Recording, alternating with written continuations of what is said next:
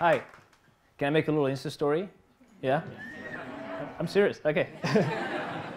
I'll just pan and you guys, if you're behind, just do something like this or just something. All right, you ready? Okay. 3, 2, 1. Yeah. Toronto. Sweet. Perfect. I'll save it and I'll post it after. I realize it's pretty warm outside and sunny and super nice, so I'm really humbled that you guys are here on a Sunday at 5 p.m. when you could be, chasing sunset or something. I don't know if I would be here if I was, but we're here to talk about adventure photography. I came here to talk about what it means to me to be adventurous and sort of creative on demand. Because now, when it becomes your job, you have to be interesting and make something that's sketchy, sort of, and be creative at the same time and do it when somebody's paying you. So it's a weird balance, but whenever I'm facing a new project, I try to dig into my childhood. Because for me, if I'm doing this live, it's because I've always wanted to kind of be free and doing kind of my own show.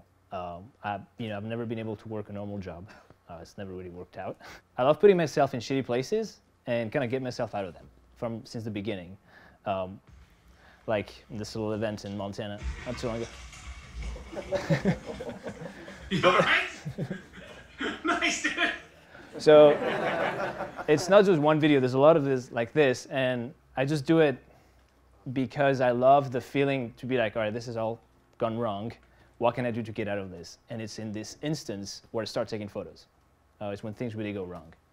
So whenever I plan an adventure or a trip, I always give it maybe a 40% chance of success, just so I can capture all the stuff that's going to go wrong, and then that's when the best photos happen. Like the photos you saw on the wall there in Iceland, 90% of them came from things going wrong. So it's almost like planning them, but not really, because you got to leave some stuff. So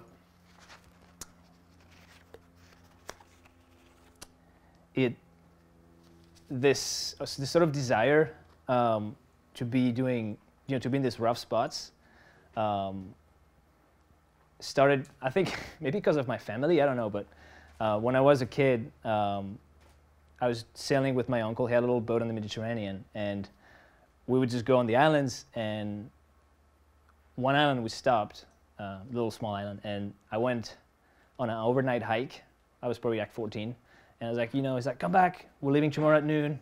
And I was late, and he told me that if I was to be late, he was going to leave.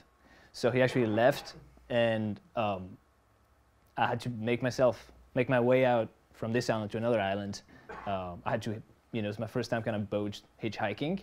So all these little things stayed with me.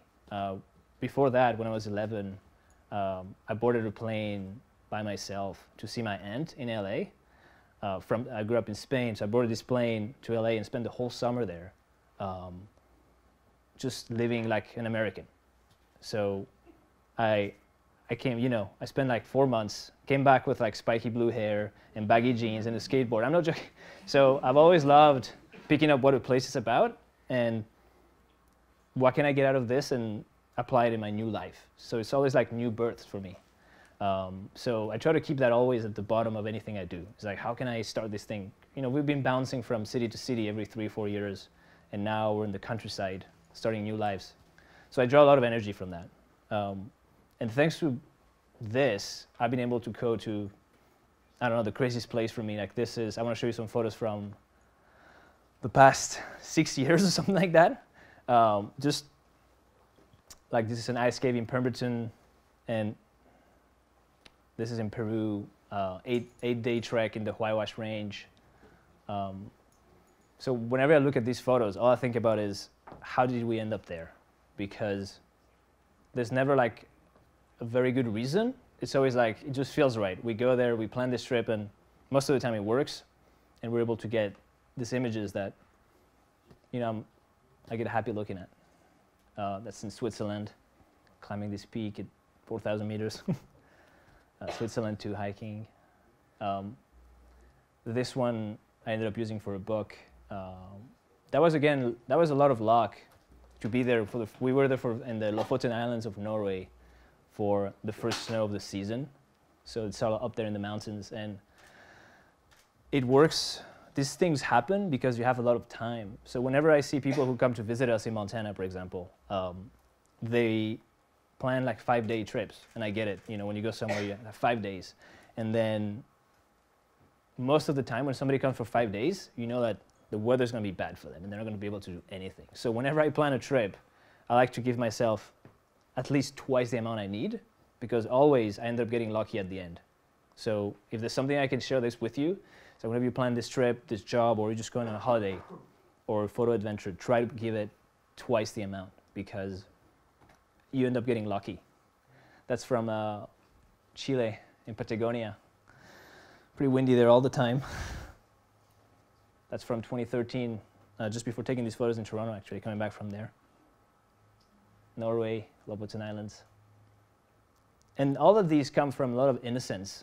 So if I go there, it's because I've read about it in a book, I've seen a map, and this was like a couple of years ago. I know now these things are blowing up, but there's hardly anybody up there.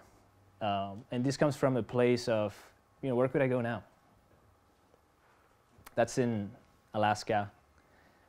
We had this, I wish I had more of this silly idea to go mountain bike this glacier. So we had to take mountain bikes up on this glacier with a helicopter. And we had scoped the terrain and invested a lot of time and effort and money into doing this. And then we realized that that stuff they're writing wasn't even writable. But it's only when you get there that you see that. So we ended up having a series of photos that actually show that, you know, it looks like this, but the rest of the series is just these guys struggling to ride. But that's why I love it, because it just didn't work out.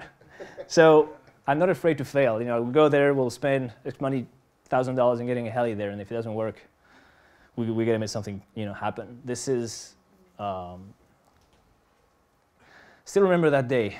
I was wearing a dry suit to be in that lake. So this is a week walks from civilization there.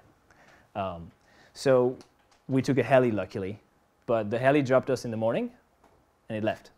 So we're on a sheet of ice with no way to get anywhere. We're just sitting there on a massive glacier with 300 feet of ice underneath us. And this lagoon that can collapse at any time.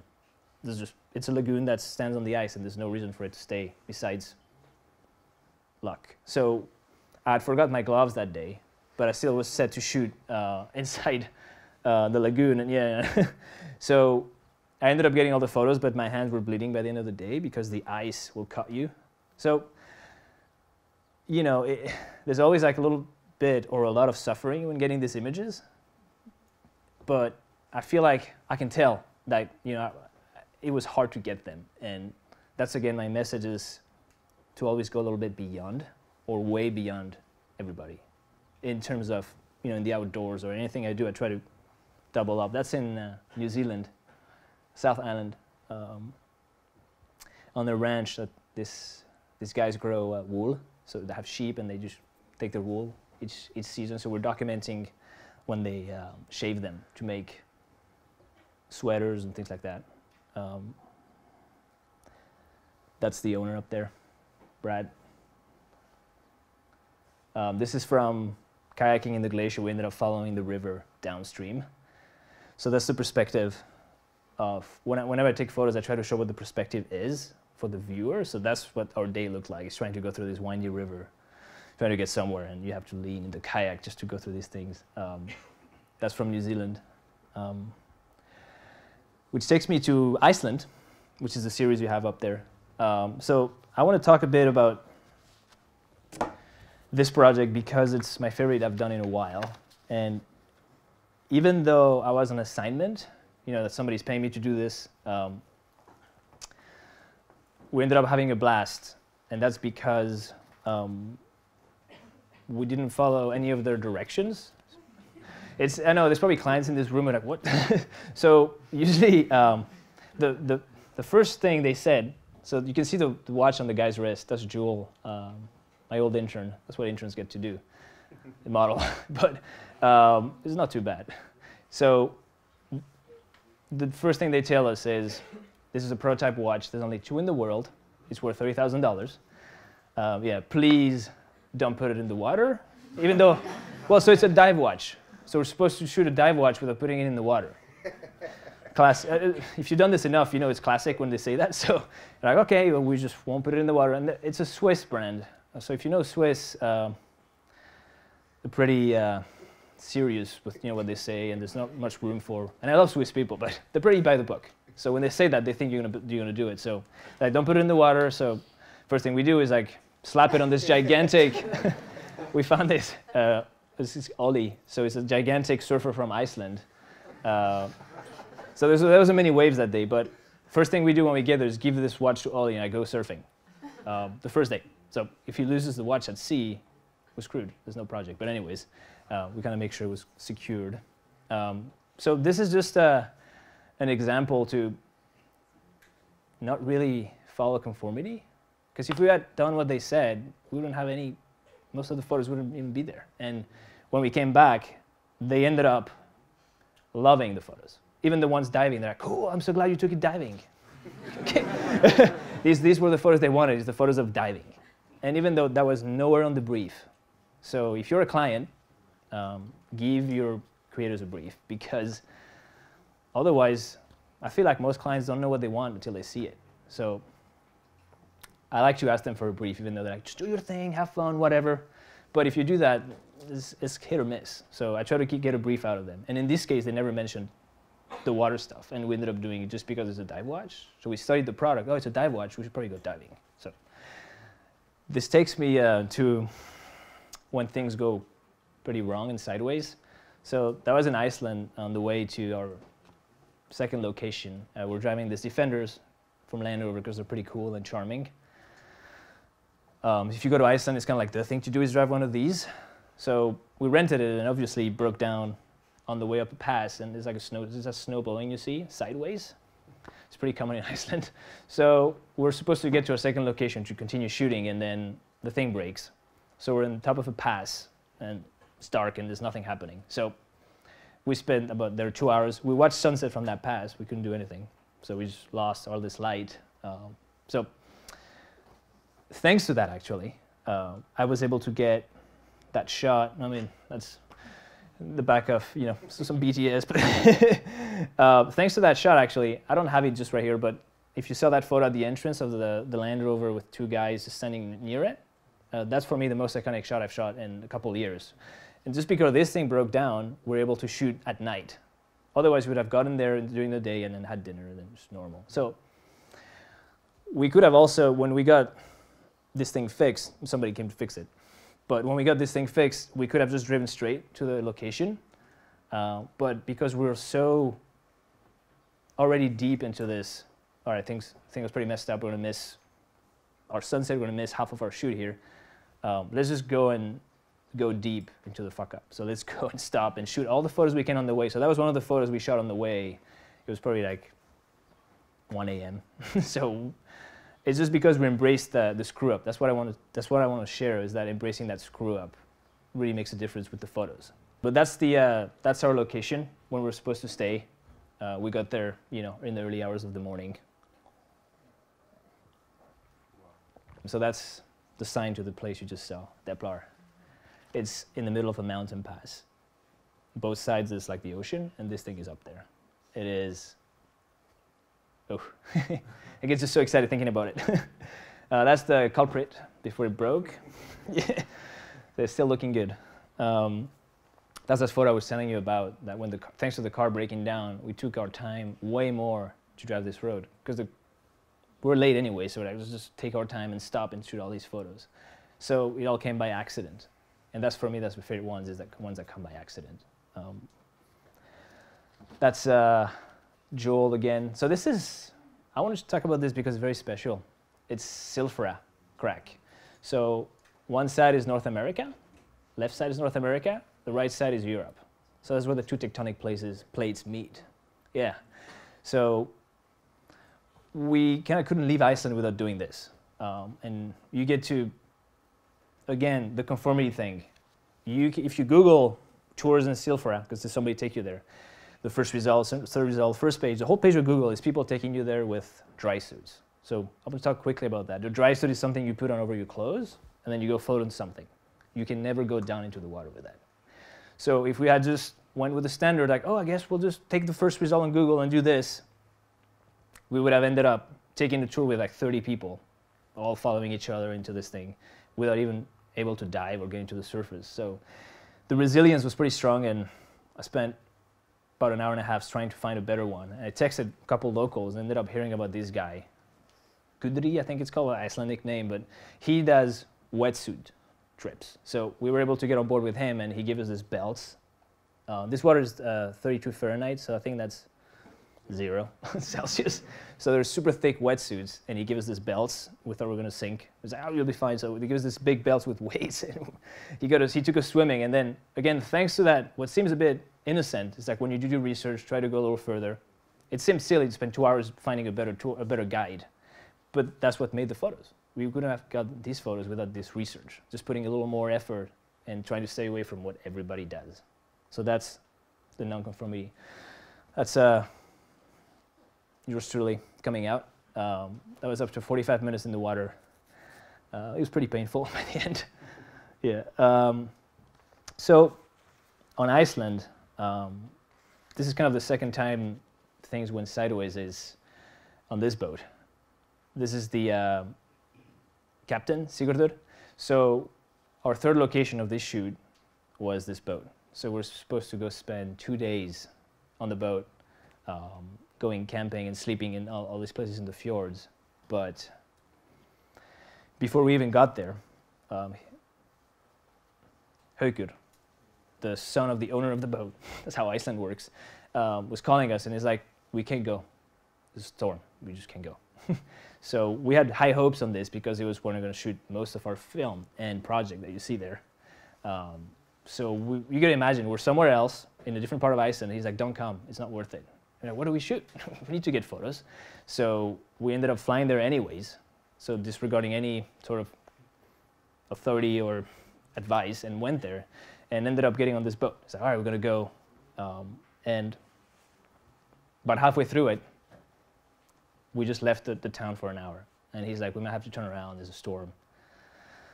So we're hoping for sunset, or just beautiful light, sunset and sunrise. Our goal is to capture sunset and sunrise in this boat ride.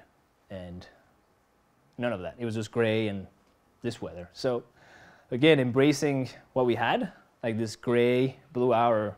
This is Iceland in the winter. It doesn't get really brighter than this, except if there's no clouds. So we ended up embracing this, and I feel like, again, what seemed like something pretty bummer when it happened, like, oh, we're going to go back, there's no light anyways, we're going to use this, ended up creating the series there that's all blue. And there's a crazy consistency with it. So if we're just being bummed and like, oh, going back, I guess, whatever. But we try to shoot as many, we shot like 500 photos on the 1 hour back just to try to get something.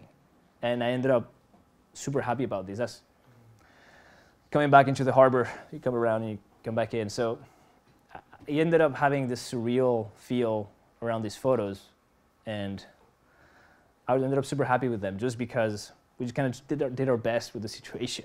We took the drone out. It's pretty windy. Almost crashed it a couple of times, but this is on the way back already to the harbor.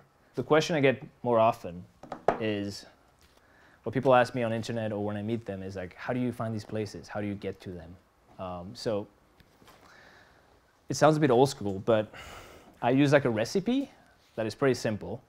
And I'm like, I got to go somewhere. I got to make a trip. I got to make photos.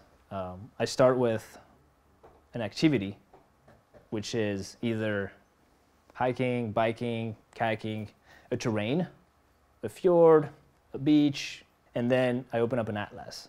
So let's say, pick up, I'm like, all right, I want to go kayak, and I want to go kayak in a fjord. Then open up an atlas, like a little atlas, and I'm like, it's Patagonia, that has fjords and kayaks. There's also Norway, and there's also Alaska. Or, New Zealand. That's just the way I do it. It's very old school. I just sit down with a pad, and I'm like, all right, what am I going to do? Because if you start Googling stuff and coming up with ideas on the internet, you're not going to own them. How do you come up with this idea? At least I go through this form of thinking, and gives me ownership of the images. at least to me. And that's what matters is, at the end of the day, when you create stuff, is how you feel. The research and the flexibility thing, again, I cannot emphasize how old school my approach is. It's like, come up with this atlas, then I go and buy a topo map. You know, this topographic map is where you have the lines in the landscape, or the elevation lines, where the glaciers are, what the mountains are. And then looking at that thing, physical paper, I come up with my ideas.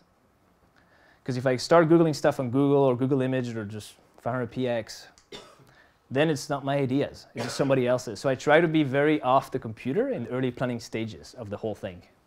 I built this little workshop you might have heard about. And there's a whole section of it on research and planning. And I just did it because so many of my friends that I see are so, you know, you can not prep and go for something and wing it, it's going to work. But if you research things, whenever that moment, that itinerary is going to go wrong, that your plans are not going to work, you have all this research in the back of your mind that you can apply right there. So that's why I ended up dedicating a whole chapter to this. In adventure photography, I feel like the fun really begins when things go wrong and when there's pain and when you're going further. So having all this research in the back of my head when that happens allows me to make a new plan and to get photos with that new plan. It's hard to sum it up because it's a couple hours, but this is really my biggest takeaway, is going further in your research and then going further in your shooting. When I go somewhere and I find a place that's good, like, okay, I can shoot a photo from here, it's gonna be cool. I'd feel terrible if I did that, just shooting my photo there. I'm gonna try to look left and right and up and down to see where I can go that nobody else in their right mind would wanna go. Just so I can feel like this image I owned and I worked for, because if I don't work for an image, it's not an image that I feel good about. So this is my kind of a message. You know, I could talk about this for hours, but I wanted to leave you with this idea of just go beyond. You know, just try to push further than anybody else, just because it gives you more ownership. That's my final notes.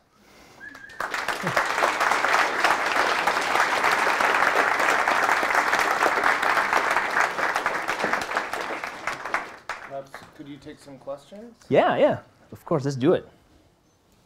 How often did you use a tripod for the landscape shots? There's this, actually there's a line in my workshop teaser where I'm like, I fucking hate tripods. It's very spontaneous. Out of context, it sounds terrible. But we're in a kayak, we're trying to get some photos, and somebody asked me about a tripod, like, you take it with you? I'm like, no, I fucking hate tripods because they get in the way. The only one that was used, I'm not ashamed, is for the one that's in the Land Rover, the car photo with the two buddies there. That's the only time I used the tripod in the whole trip. Just because I'd rather shoot at 25,000 ISO, handheld, than screw on a tripod because it's gonna kill my process. You know, I'm quite hyperactive, quite unstable. I just like to move all the time. And if I'm just chained into the ground with this tripod, I just, you know, it doesn't work with what I do. But, you know, when there's like night photography, obviously I want to get it out. But otherwise, I never understand why people show up at noon somewhere with a tripod. And I respect that, it's fine. I'm just like, man, we could have so much more fun if you and I went together with your camera and up there, you know, I'm just back there, instead of you just staying chained here. How would you like suggest, like, how did you start kind of as like a photographer into like traveling? Because that's like a huge thing for me, is I want to travel. I agree with you. For me, it's all about traveling. I think I'm a better traveler than a photographer.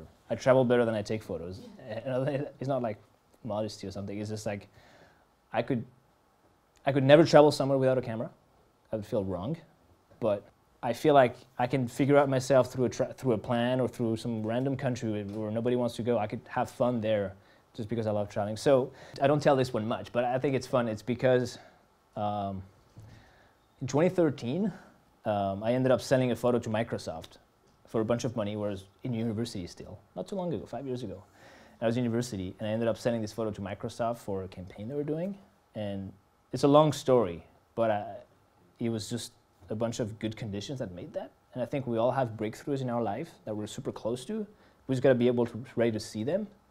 But that was, I think, one of my breakthroughs, that opportunity to sell this photo to Microsoft. Like, this kid is in university, and he sold this photo to Microsoft. So they gave me some cash, and I could hit the road. But otherwise, I always say that it's cheaper to travel for me than to stay home. If you look at rent and where you can go in places in Southeast Asia or South America, if you look at rent in Toronto and how much the cost of living is and the temptations from your friends to go out and go eat, go have coffee, I feel like it would be cheaper to go to Peru for 3 months for the cost of 1 month here. It'd be cheaper to be in Peru for 3 months. Yeah. Yeah. Is there any like activity location that you've thought of but have sort of decided not to go for, maybe because it's like too dangerous or maybe a little Yes. too much? Yeah, all the time. I think that I have high ambitions when it comes to alpinism, like climbing. I'm not interested in climbing Everest or the Mont Blanc, which is the roof of Europe. That's where I'm from. I'm from France. So it makes sense. People are like, why don't you climb Mont Blanc? You screw your country. You should do it. But if I'm going to climb, I'd rather climb things that are more niche. So I'd love to go climbing in Pakistan, for example. So for me, it's always about physical activity and trying to find something niche that nobody's ever been to or few people go to, just because I end up having the first images from that place. There's no interest for me in going to Everest. It's been done by people who are way stronger than me, who can do way better. And my thing also is not to be the first one to do something, but I'd rather be the second one who does it right, So there's also that, because you can go on chasing, I want to be the first one at everything. What's the point if you do it wrong? So I'd rather, not focus too much on that either. So it's always a balance. But I'd say that, yeah, I think that at the end of the day, we should all challenge ourselves, though, like try it. Thank you, Alex. Yeah, thank you.